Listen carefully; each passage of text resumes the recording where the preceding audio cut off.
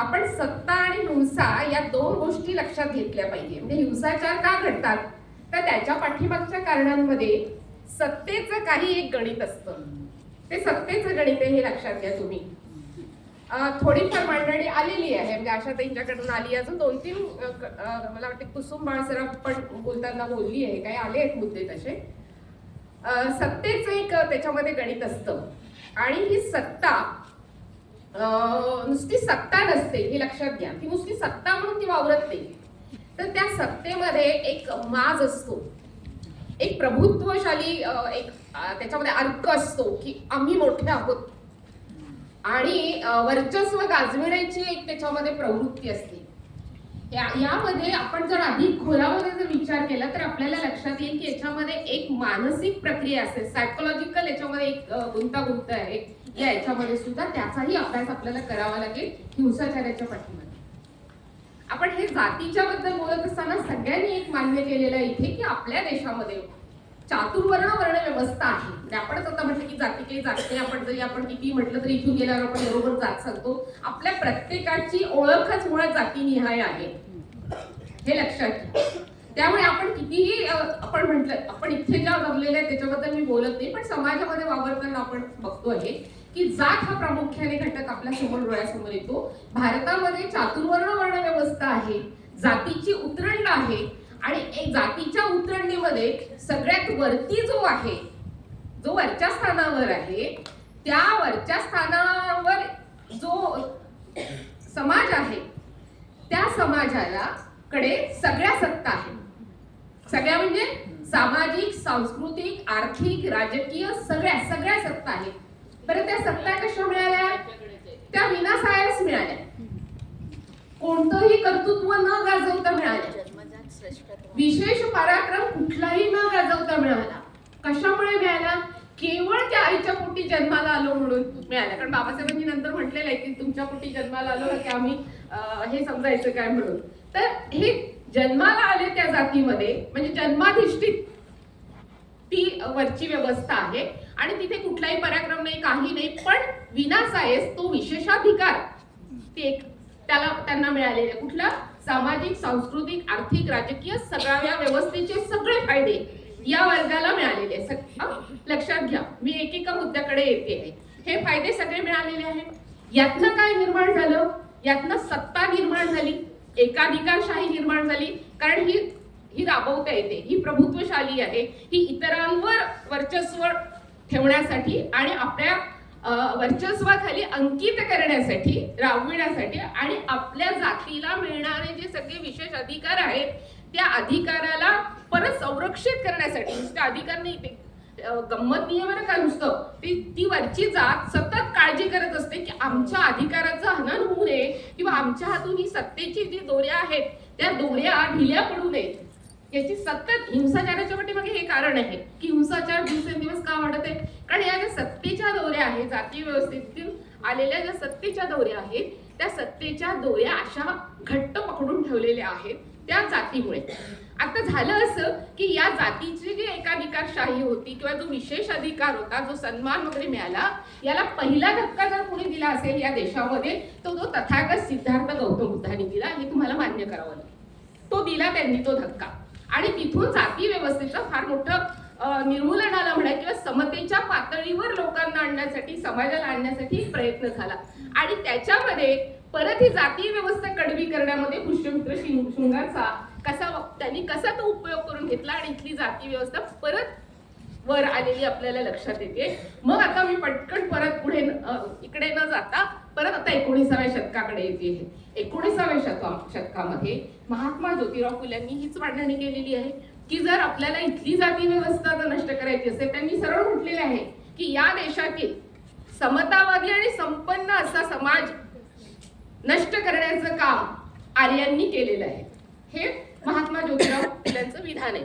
मग ह्यासाठी काय करायचं? तर संपन्न आणि समतावादी समाज परत निर्माण करण्यासाठी आणि या देशातली परत जातीवादी आणि चातुर्वर्ण वर्ण व्यवस्था आपल्याला जर त्याला खिंडार पाडायचं असेल तर त्यांनी एकच कारण सांगितलं, अविद्येकडून विद्येकडे जायचंय, अज्ञानाकडून ज्ञानाकडचा आपल्याला प्रवास करायचा आहे. आणि हेच सूत्र पुढे डॉक्टर बाबासाहेब आंबेडकरांनी आपल्या अस्पृश्यांच्या मुक्ती लढ्याचं प्रधान सूत्र बनवलेलं आहे. पुढे आणखीन पुढे लवकर जाते की नंतर संविधानामध्ये डॉक्टर बाबासाहेब आंबेडकरांनी हा मार्ग प्रशस्त करत नेला सगळ्या. आणि मग हे जे फायदे होते, विशेष अधिकार होते, हे संविधानातनं काढण्यात आले. लक्षात घ्या, दुखणं कुठे आहे, आपण हिंसाचाराच्या पाठीमागचं दुखणं समजून घेऊया की दुखणं कुठे आहे. हे सगळे अधिकार संविधानाने काढून घेतलेले आहेत. संविधानाने सगळ्यांना आता कायद्याने आता सगळ्यांना समान मानलेलं आहे.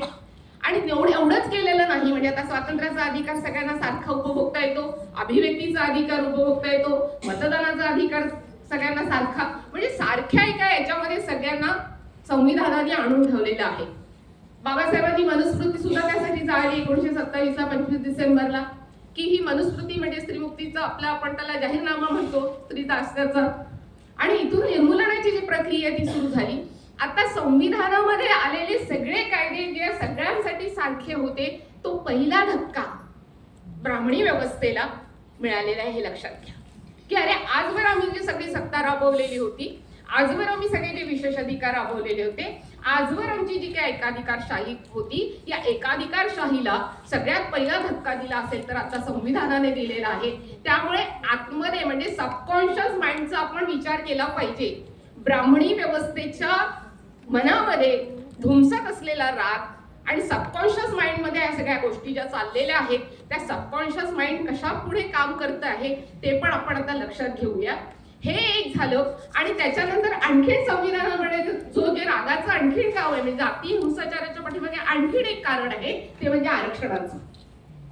की संविधानामध्ये आणखीन या सगळ्या SC ST OBCंना जे आरक्षण दिलं आहे, त्यामुळे हा SC आणि ST जी कम्युनिटी आहे, समाज आहे, आता हा दृश्य रूपामध्ये आपल्याला प्रगतीच्या वाटेवर चालताना दिसतो आहे. आणि काल ज्याच्या सावलीचाही विटाळ आपल्याला होत होता, ज्याची सावली पण आपल्याला नको होती, आज त्याची सावलीवर उंच होत चालली आहे.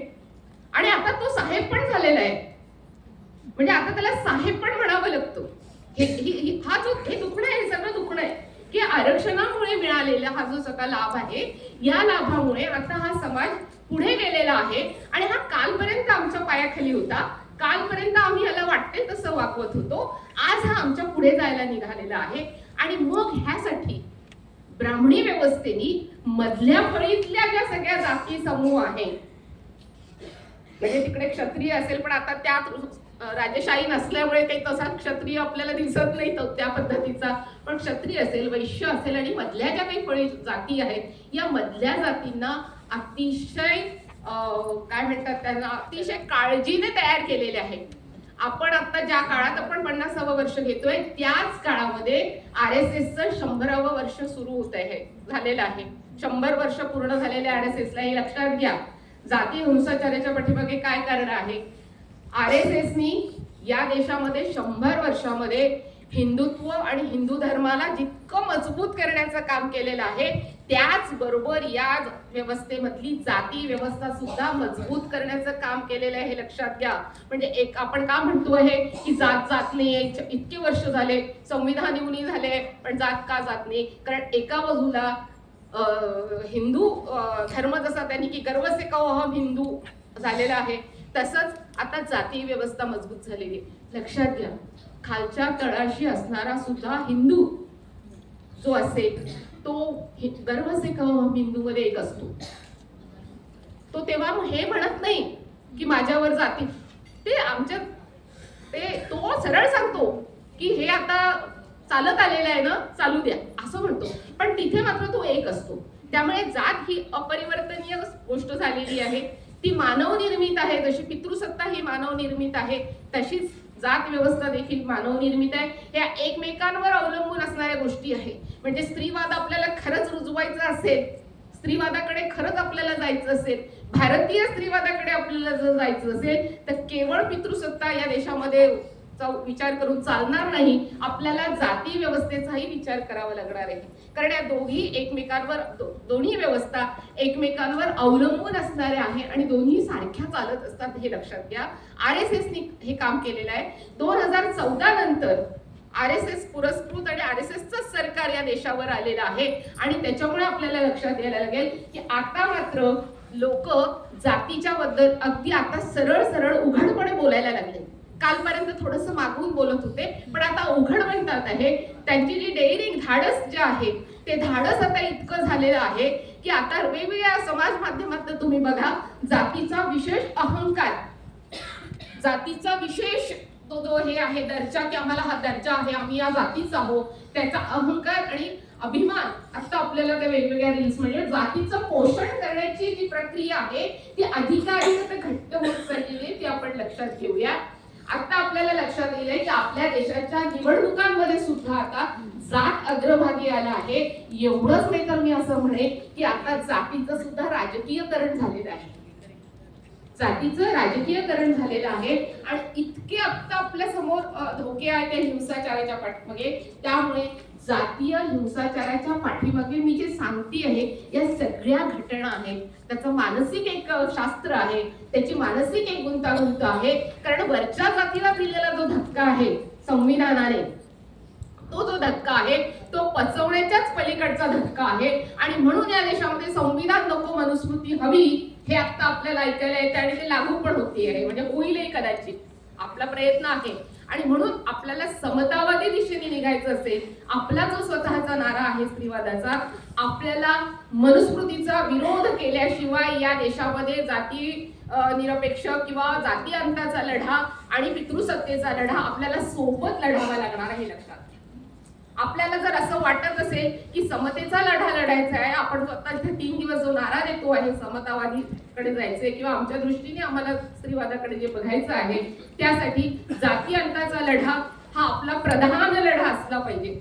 म्हणजे आपल्या घोषणांमध्ये आणि आपल्या अजेंडामध्ये जाती अंताचा लढा हा प्रधान लढा असला पाहिजे आणि सोबत पितृसत्तेच्या विरोधातला लढा असला पाहिजे. हे 2 लढे आपण जर लढलो तर आपण या देशातल्या जाती हिंसाचाराचं स्वरूप उघडकीस आणून पायबंद कसा घालता येईल आहे आणि अधिकाधिक या समाजाला संवेदनशील कसं बनवता येईल आहे याचा आपण विचार करू शकतो. इथे आपण मला संधी दिली, ऐकून घेतलं आणि मी थांबते. पण एक मुद्दा, एकच छोटासा मुद्दा मला सुटतो तो लक्षात घ्या. आपण वर्गाबद्दल बोलतोय. माझं असं स्वतःचं म्हणणं आहे, कारण मी कम्युनिस्ट चळवळीतनं आलेली आहे. मी प्रेसिडेंट राहून चुकलेली आहे AISF ची. मी तुम्हाला सांगते की वर्ग बदलता येतो, जात बदलता नाहीये. जात नष्ट करते, जात नष्ट नाही करते, त्याची वेगळी प्रक्रिया आहे. विचार बदलता येतो. नाही, गरीब श्रीमंत आपण वर्गातनं दुसऱ्या वर्गात जाऊ शकतो, वर्गात जाऊ शकतो, म्हणजे वर्ग बदलता येतो आपल्याला, आपण वर्ग बदलतो, पण तरी देखील आपली जात जात नाही. एक उदाहरण देते. मला असं सांगितलं होतं, मला सांगितलं होतं की तू आता ज्या जातीमध्ये जन्माला आलीस, पण तुझा वर्ग जर बदलला तर तुला जातीचा त्रास होणार नाही, हे मला सांगितलं होतं. त्याच्यावर माझी भांडणं पण झाली आहेत. मी त्यांना सांगितलं की आपण बघूया, आता मी नाही सांगू शकत. मग मी प्राध्यापक झाली, मी वरच्या वर्गात आले ना, आता फायनान्शियली पण आले, बाकी पण आले, मी आता प्राध्यापक झाले. पण मला जात विचारल्याशिवाय घर मिळालेलं नाही. मला आधी माझी जात सांगावी लागली आणि जातीमुळे मला घर मिळालेलं नाही. म्हणजे माझ्या लक्षात आलं की माझा वर्ग बदलू शकतो, पण माझा वर्ग जरी बदलला तरी माझ्या पाठीमागे जी माझी चिकटलेली जात आहे ती मात्र जात नाही. इतरांची मानसिकता बदलू शकते. आपण सगळ्यांनी